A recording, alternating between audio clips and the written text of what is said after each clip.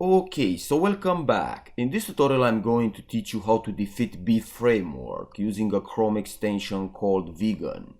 So first open your Chrome browser and go to More Tools, Extensions, and down here click Get More Extensions.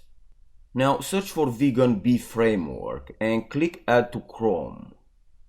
Once done with that, I will go to my Kali Linux machine and start the BeEF framework by typing cd/user/share beefxss and press enter, and then /beef. Here you can see the hook URL. This contains the infected JavaScript code, which will help you to take control over the browser.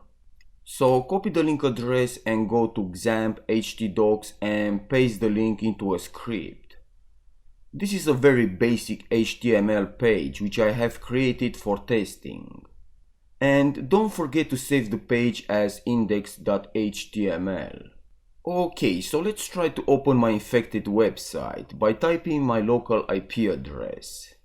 As you can see, the plugin has detected the malicious JavaScript code, and the site is now blocked. You can test the site by reloading the page. At this point, you can consider this method effective at blocking BeEF hooks into your Chrome browser. I also recommend closing your browser when you see this type of message and reboot the computer.